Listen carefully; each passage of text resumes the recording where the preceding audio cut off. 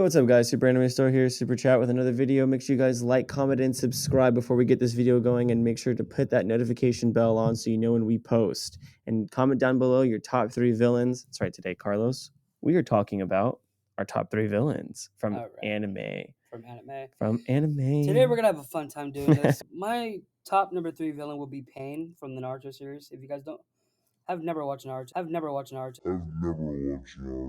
What? It's a good anime. It's one of the best animes in the world.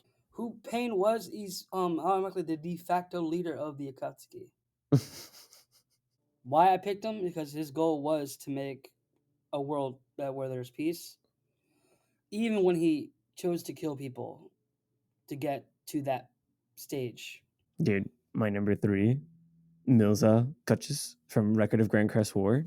And if you guys don't know what Record of Grand Crest War is, it's anime about these lords, and they have these crests in their hands. Kill each other to take over the lands and the nations, and then when you kill the lord, you get the crest, and that you're in charge of all that.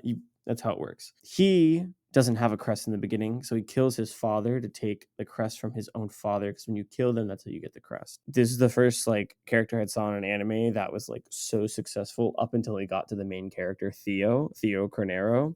And when you get to this fight with Theo, you actually think Theo's going to die. You think Milza is going to kill Theo. Yeah. And then obviously that doesn't happen. Theo beats him. I love Milza because his whole reason for conquering was that was just his pride, and that's who he was. Here we go. So rolling number 2 on the villains list here. I had to go for Frieza on this one. Classic, from yeah. Dragon Ball.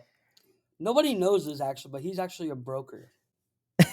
This was so stupid. All right. Oh my god. He actually uses 2 techniques to explode planets, apparently. He uses supernova, which is a gigantic orb of energy that can destroy a world immediately on contact. My second out of my top 3 is Kichimaru Washu from Tokyo Ghoul. He is the reason everything happened in Tokyo Ghoul. When in the first episode, when Kaneki is getting basically eaten by Rize and the huge steel beams fall, that was him cutting them and killing Rize. So he causes Kaneki to be the first human to be tested on this procedure using his love of his life, Rize, to turn into a ghoul. So his whole purpose is to then make Kaneki the strongest ghoul, then use Kaneki to then bring back Rize as a clone or her. Wow. So because she still exists within Kaneki. So he wanted the perfect version of Rize. He's my number 2 because he's insane and he controlled everything that happened in Tokyo Ghoul. All right, ladies and gentlemen, we have number 1 finally on our list, and we have the assholes of all assholes. It's called Muzon. If you don't know who he is, he's actually the first ever demon king. He controls every single demon in existence except for Nezuko, I believe, and some others. He uses a technique called the Black Blood technique, which he creates black spiked wires that can be used to tangle and trap his targets. His other name is Black Blood Technique Chain of Thorns. Oh, wait, is this the manga? Carlos, spoiler alert for me. Don't tell me anything. That's the number 1. That's the number 1 worst villain of them all. All right, Carlos. My number 1 is Dio Brando. Hooray! Dio, obviously, he is, for me, the number 1 villain. He causes everything in Johto to happen. He also, by the way, starts out by killing his father.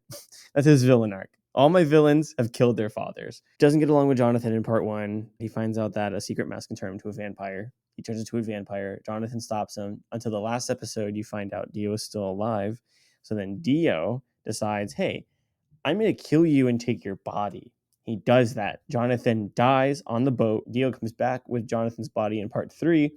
Bring in Jotaro and Joseph from part 2. They go kill Dio. Dio is definitely the ultimate number 1 villain for me. I'd have to ask you one quick question. What? Why is Dio such an asshole? Dio is an asshole because all my villains that kill their fathers end up being assholes. All right, guys. Thank you for watching. Make sure you guys like, comment, and subscribe. Hit the notification bell. Tell us down below who your top 3 villains are. Top 3 anime villains. And we'll see you guys next time. Peace. Peace.